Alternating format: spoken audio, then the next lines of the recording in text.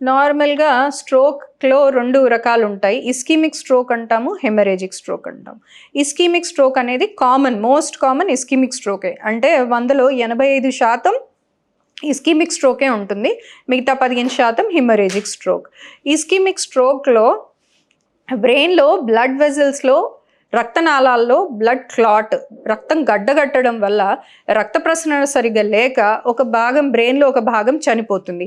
దాన్నే ischaemic stroke అంటాము. లక్షణాలు అనేవి బ్రెయిన్లో భాగం చనిపోవడం వల్ల వచ్చే లక్షణాలు ఇస్కిమిక్ స్ట్రోక్ లక్షణాలు. హెమరేజిక్ స్ట్రోక్లో ఏదో ఒక రక్తనాళం చితుకుతుంది. దానివల్ల బ్రెయిన్లో రక్తస్రావం అయ్యి దానివల్ల సిమ్టమ్స్ వస్తాయి. సో ఇస్కిమిక్ స్ట్రోక్లో నార్మల్గా కామన్గా చూసే స్ట్రోక్లో మనకు ఒకవైపు కాల్చేయి వీక్నెస్ కానీ, ఒక మాట స్పష్టత లేకపోవడం కానీ, బ్యాలెన్స్ ప్రాబ్లం కానీ, విజన్ ప్రాబ్లం కానీ వస్తాయి. హెమరేజిక్ స్ట్రోక్లో కూడా సిమిలర్ సిమ్టమ్స్, అంటే అలాంటి సిమ్టమ్సే ఉండొచ్చు. కాకపోతే వీళ్లకు విపరీతమైన తలనొప్పి, వాంతులు, స్పృహ కోల్పోవడం అనేది చాలా కామన్. ఎందుకంటే బ్రెయిన్లో బ్లీడింగ్ కాగానే బ్రెయిన్లో ప్రెషర్ పెరిగిపోయి వీళ్ళు కోమాలోకి వెళ్ళిపోతారు. తొందరగా స్పృహ కోల్పోతారు, వాంతులు ఎక్కువ అవుతాయి, విపరీతమైన తలనొప్పి వస్తుంది. బీపీ కూడా అనూహ్యంగా చాలా హై బీపీ ఉంటుంది.